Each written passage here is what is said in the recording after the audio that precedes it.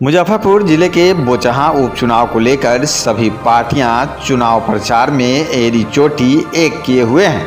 सभी पार्टियों के लिए बोचहां सीट प्रतिष्ठा का विषय बना हुआ है। राजद के प्रत्याशी अमर पासवान के पक्ष में कई नेता जनसभा कर रहे हैं।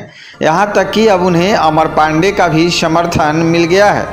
दूसरी तरफ बीजेपी से बेबी कुमारी के पक्ष में कई बड़े नेता प्रचार कर रहे हैं। सांसद अजय निषाद के अलावे जिले का पूरा कुनबा प्रचार अभियान में अपनी पूरी ताकत लगा दिया है।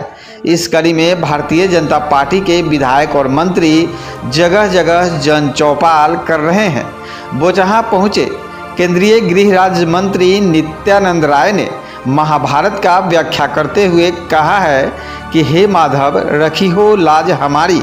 उन्होंने कहा कि बोचहां उपचुनाव में हम और रामसूरत राय द्रौपदी का रोल निभा रहे हैं। उधर वीआईपी के उम्मीदवार गीता कुमारी के पक्ष में मुकेश सहनी जनता के बीच जाकर अपने हक की आवाज़ बुलंद करने के लिए जिताने की अपील कर रहे हैं।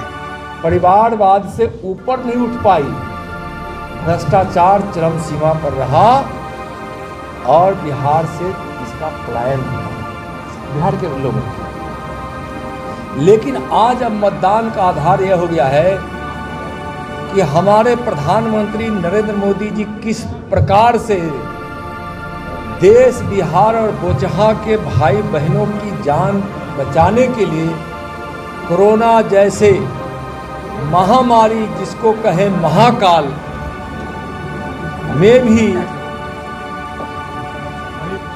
लोगों के जीवन को सुरक्षित करने के लिए जिस प्रकार से उन्होंने वैक्सीन का, भारतीय वैक्सीन का निर्माण कराया, लोगों को वैक्सीन लगवाने का काम किया और बिहार सरकार ने बड़ी प्रतिबद्धता से वैक्सीन लगाने की व्यवस्था को खड़ी की और कोरोना काल में लोगों का जान बचा।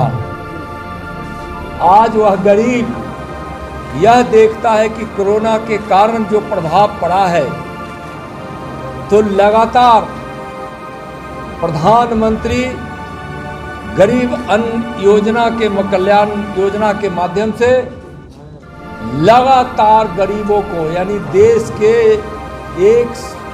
के 80 करोड़ लोगों को मुफ्त अनाज दे रहे हैं। उसमें बोचहां के हजारों हजार परिवार को आज 2 वर्षों से मुफ्त अनाज मिल रहा है। 6 महीना आगे भी मिलता रहेगा। किस प्रकार से गरीबों के शौचालय बने हैं, किस प्रकार से गरीब के घर बन रहे हैं प्रधानमंत्री आवास योजना से। पहले घर के लिए वो उतनी राशि दी जाती थी जिसमें आधा लिंटर बनने के बाद ऊपर का छत नहीं डला पाता था, लेकिन आज राशि इतनी बड़ी कर दी गई कि अच्छे से एक छोटा सा घर बन जाता है।